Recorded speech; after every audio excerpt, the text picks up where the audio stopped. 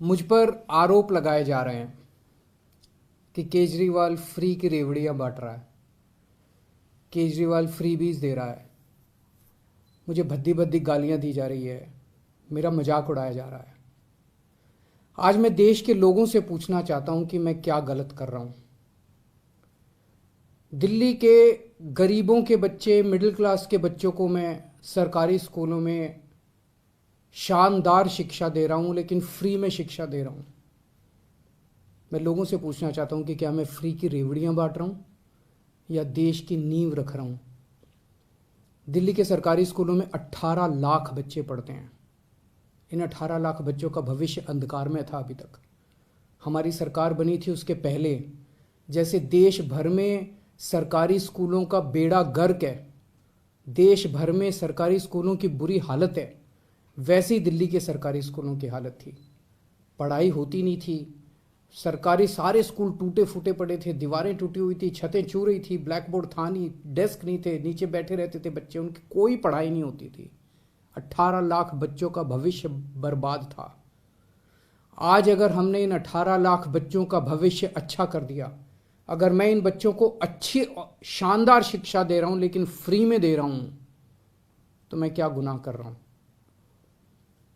सरकारी स्कूलों में पहली बार आज़ादी के बाद से पहली बार 75 साल में पहली बार 99% से ज़्यादा नतीजे आए हैं।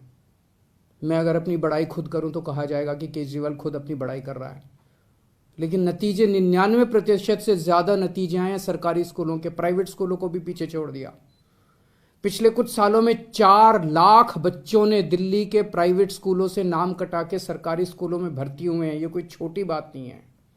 आज गरीबों के बच्चे आईआईटी के अंदर कंप्यूटर, मैकेनिकल इंजीनियरिंग की पढ़ाई पढ़ रहे हैं, नीट के पेपर पास करके डॉक्टरी की पढ़ाई पढ़ रहे हैं। एक लड़का है गगन, उसके पिताजी कार्डबोर्ड बनाने, गत्ते के डिब्बे बनाने की फैक्ट्री में मजदूरी का काम करते हैं। कोरोना में वो नौकरी भी छूट गई, 15,000 रुपये महीने कमाया करते थे। आज गगन का एडमिशन आईआईटी धनबाद में कंप्यूटर इंजीनियरिंग में हुआ है। उससे पूछ के देखिए कि क्या केजरीवाल फ्री की रेवड़ियां बांट रहा है या देश का भविष्य बना रहा है। ऐसे हजारों बच्चे हैं जिनका भविष्य आज सुनहरा किया हम लोगों ने। यह काम 1947 में हो जाना चाहिए था, यह काम 1950 में हो जाना चाहिए था, जो आज हम कर रहे हैं। आज हम लोग देश की नींव रख रहे हैं। ये रेवड़ी नहीं है, ये देश की नींव के में एक एक ईंट रख रहे हैं हम लोग। आज दिल्ली के सरकारी अस्पताल हमने शानदार कर दिए। दिल्ली में शानदार मोहल्ला क्लिनिक बना दिए जिनकी चर्चा पूरी दुनिया में हो रही है। पूरी दुनिया के अंदर दिल्ली एक वो चुनिंदा शहर है जहां पे दिल्ली की 2 करोड़ जनसंख्या, एक एक आदमी का इलाज मुफ्त है। एक एक आदमी का, 2 करोड़ लोग रहते हैं दिल्ली में, एक एक आदमी का इलाज मुफ्त है, चाहे वो गरीब हो चाहे अमीर हो। हम ये नहीं पूछते कि कौन सी जात का है, कौन सी धर्म का है, अमीर है, गरीब है, आदमी है, औरत है, छोटा है, बड़ा है, जो भी आदमी है हर एक का इलाज मुफ्त है। 30 लाख, 40 लाख, 50 लाख रुपए का भी अगर उसका ऑपरेशन का खर्चा आएगा, उसकी सारी दवाइयां, उसके सारे टेस्ट, उसके सारे डायग्नोस्टिक्स, सब कुछ उसका मुफ्त होता है। सारे मोहल्ला क्लिनिक्स के अंदर उनका इलाज मुफ्त होता है। क्या मैं ये फ्री की रेवड़ियां बांट रहा हूं? आज दिल्ली के अंदर अगर किसी का एक्सीडेंट हो जाए, हमने एक फरिश्ते स्कीम बनाई है, अगर किसी का एक्सीडेंट हो जाए तो उसको हमने कहा है कि उसको नियरेस्ट अस्पताल में ले जाइए। आसपास जो भी अस्पताल हो, चाहे कितना भी महंगा अस्पताल क्यों ना, उसे उठा के ये नहीं सोचना कि मैं कभी उसे नियरेस्ट अस्पताल में ले जाइए। उस आदमी को ठीक करने का सारा खर्चा दिल्ली सरकार देती है। फरिश्ते स्कीम कहते हैं हम इसे। मैं एक आपको उदाहरण देता हूं। विकास सानी साहब हैं, ईस्ट दिल्ली में रहते हैं, अपने घर से निकले मार्केट के लिए, रास्ते में एक्सीडेंट हो गया। भगवान की कृपा थी कि उधर से अंतुल कोहली जी गुजर रहे थे, उन्होंने उनको उठाया और वो उनको अस्पताल ले गए। उस छोटे अस्पताल ने उनको फोर्टिस में रेफर कर दिया क्योंकि चोट बड़ी गहरी थी। फोर्टिस अस्पताल में उनका 5 लाख रुपए का खर्चा आया। सारा खर्चा दिल्ली सरकार ने दिया। 13,000 से ज्यादा लोगों की जान बचा चुके हैं अभी तक हम। इन 13,000 लोगों के परिवार वालों से पूछिए कि क्या केजरीवाल फ्री की रेवड़ियां बांट रहा है। या पुण्य का काम कर रहा है, धर्म का काम कर रहा है। आज दिल्ली के एक एक परिवार को हम फ्री बिजली दे रहे हैं, 200 यूनिट बिजली फ्री दे रहे हैं। पंजाब में हमने 300 यूनिट बिजली फ्री देनी चालू की है। ये कहते हैं केजरीवाल फ्री में बिजली क्यों दे रहा है। मैं इनसे पूछना चाहता हूं, तुम्हारे मंत्रियों को कितनी फ्री में बिजली मिलती है? तुम्हारे मंत्रियों को 4-4, 5-5 हजार यूनिट, तुम लोगों को 4-4, 5-5 हजार यूनिट बिजली फ्री मिलती है, तब ठीक है। लेकिन गरीब जनता को अगर मैंने 200 यूनिट, 300 यूनिट बिजली फ्री दे दी तो तुम्हें बड़ी तकलीफ होती है। आज दिल्ली के अंदर हमने फ्री में लोगों को योगा कराना चालू किया। 17,000 लोग दिल्ली में, हम उनको फ्री में टीचर भेजते हैं। रोज सुबह हमारे 500 से ज़्यादा टीचर फ्री में जगह जगह लोगों को योगा कराने जाते हैं। हमने दिल्ली में सबकी दवाइयाँ सब कुछ फ्री कर दिया, टेस्ट फ्री कर दिए, इलाज फ्री कर दिया, लेकिन हमारा मकसद है कि कोई बीमारी नहीं पड़ना चाहिए। उनको योगा सिखाते हैं हम लोग। 17,000 लोगों को हम योगा सिखा रहे हैं, डेली फ्री में योगा टीचर भेज रहे हैं। बताइए क्या गलत कर रहे हैं? आज मैं दिल्ली में हजारों लोगों को फ्री में यात्रा करा चुका, हजारों बुजुर्गों को, लगभग 45,000 से ज़्यादा बुजुर्ग तीर्थ यात्रा कर चुके हैं। अयोध्या जी गए, हरिद्वार ऋषिकेश गए, मथुरा वृंदावन गए, शिरडी बाबा गए, रामेश्वरम जी गए, पुरी जी गए, पता नहीं कहाँ कहाँ हम लोगों ने उनको फ्री में तीर्थ यात्रा कराई है। तीर्थ यात्रा कराने का तो पुण्य होता है। और ये लोग कह रहे हैं, ये लोग मुझे गालियाँ दे रहे हैं, कह रहे हैं केजरीवाल फ्री में रेवड़ी बांट रहा है। आज महिलाओं को हम दिल्ली में फ्री में ट्रांसपोर्ट, फ्री में उनको हम बसों में ट्रांसपोर्ट दे रहे हैं। मेरा क्या कसूर है? जो लोग मेरे को गालियां दे रहे हैं उन्होंने हजारों करोड़ रुपए खर्च करके लिए अपने लिए प्राइवेट प्लेन खरीदा है। हजारों करोड़ रुपए खर्च करके अपने लिए शानदार हवाई जहाज खरीदे हैं इन्होंने।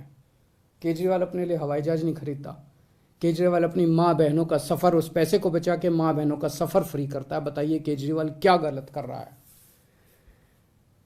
पढ़ा लिखा हूं मैं,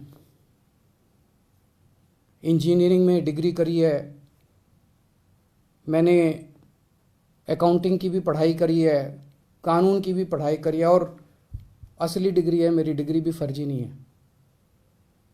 सब कुछ समझता हूं। आज इतनी चीज़ें फ्री करने के बाद भी दिल्ली का बजट फायदे में चल रहा है। ये मैं नहीं कह रहा। अभी थोड़े दिन पहले सीएजी की रिपोर्ट आई है, और सीएजी की रिपोर्ट ने कहा है कि 2015 के बाद से, जब से केजरीवाल की सरकार आई है, तब से दिल्ली का बजट नफ़े में चलने लगा। उसके पहले घाटे में चलता था। तो बजट भी नफ़े में चल रहा है। कोई नया टैक्स नहीं बढ़ाया, भ्रष्टाचार खत्म कर दिया। भ्रष्टाचार खत्म करके जो इतना पैसा बचा, उससे अगर अब मेरे अपने लोगों की मैंने इतनी सहूलियतें दे दी, तो बताइए मैंने क्या गलत किया? मैं बताता हूं आपको फ्री की रेवड़ी क्या होती है, और मैं बताता हूं आपको इस देश में फ्री की रेवड़ी कौन बांट रहा है। एक कंपनी है बहुत बड़ी, उस कंपनी ने लोन लिया कई बैंकों से, खा गए वो लोन, बैंक दिवालिया हो गए, और उस कंपनी ने एक राजनीतिक पार्टी को चंदा दे दिया, कुछ चंद करोड़ रुपए का, और उस कंपनी के खिलाफ सरकार ने कोई एक्शन नहीं लिया। ये फ्री की रेवड़ी है। जब आप अपने दोस्तों के हजारों हजारों करोड़ रुपए के लोन फ्री में माफ कर देते हैं, ये फ्री की रेवड़ी है। जब आप विदेशों की यात्रा में जाते हैं और विदेशों की यात्रा के बहाने आप अपने चंद दोस्तों के लिए वहां ठेके लेते हैं विदेशी सरकारों से, ये फ्री की रेवड़ी है। आज देश में दो किस्म की राजनीति चल रही है, एक ईमानदार राजनीति, एक भ्रष्टाचारी राजनीति। ईमानदार राजनीति वो है जो आज आम आदमी पार्टी कर रही है। हम एक एक चीज में पैसा बचाते हैं, एक एक चीज में पैसा बचाते हैं, और वो पैसा बचा के हम जनता को सारी सुविधाएं दे रहे हैं। और दूसरी है भ्रष्टाचारियों की राजनीति। बड़े बड़े हजारों करोड़ रुपए के ठेके दिए जाते हैं, हजार, ताकि खूब पैसा बनाया जा सके। हजारों करोड़ रुपए के ठेके देते हैं, अपने को देते हैं, अपने दोस्तों को ठेके देते हैं वो सारे, और सारी सुविधाएं अपने मंत्रियों को देते हैं। जनता सुविधा मांगे तो कहते हैं कि नहीं नहीं, ये फ्री भी रेवड़ी बांट रहे हैं। जनता को सुविधाएं नहीं देंगे, जनता को सुविधाएं नहीं देंगे, अपने मंत्रियों को सुविधाएं देते हैं, अपने दोस्तों को ठेके बांटते हैं।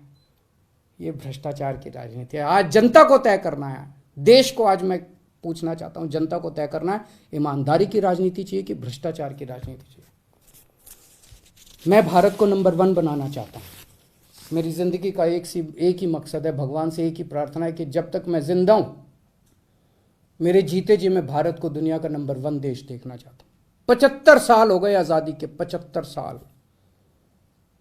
75 सालों में हमारे से पता नहीं कितने देश आगे बढ़ गए, जापान, सिंगापुर, जर्मनी, अब तो बताते हैं बांग्लादेश भी कई चीजों में आगे बढ़ गया। हम पीछे क्यों रह गए भाई? हम आगे क्यों नहीं गए? हम दुनिया का नंबर 1 देश क्यों नहीं बने? हमारे में क्या कमी है? भगवान ने सब कुछ दे रखा है हमें, पहाड़, नदियां, तरह तरह की जड़ी बूटियां, फसलें, समुद्र तट, सब कुछ दे रखा है भगवान ने। भारत के लोग इतने इंटेलिजेंट, फिर भी हम नंबर 1 क्यों नहीं बन रहे? तो हमारा मकसद है दुनिया का नंबर 1 देश बनाना, दे भारत को। आज दिल्ली के अंदर मैं फ्री की शिक्षा दे रहा हूं, बच्चों को अच्छी शिक्षा दे रहा हूं, फ्री की शिक्षा दे रहा हूं, लोगों को अच्छा इलाज दे रहा हूं, फ्री का इलाज दे रहा हूं। अगर कभी भगवान ने चाहा तो पूरे देश के एक एक बच्चे को हम फ्री की शिक्षा देंगे, अच्छी शिक्षा देंगे, शानदार शिक्षा देंगे। देश के एक एक व्यक्ति को हम अच्छा इलाज देंगे, फ्री का इलाज देंगे, शानदार इलाज देंगे। इससे देश की नींव रखी जाएगी। ये काम 1947 में, 1950 में हो जाना चाहिए था। और जब तक हम अपने देश की नींव नहीं रखेंगे, जब तक हमारी नींव मजबूत नहीं होगी, तब तक भारत दुनिया का नंबर 1 देश नहीं बन सकता। हम भारत के अंदर कैपेबिलिटी है, कैपेसिटी है आगे बढ़ने की, लेकिन उसके लिए हमें एक ईमानदार राजनीति की जरूरत पड़ेगी। नमस्कार।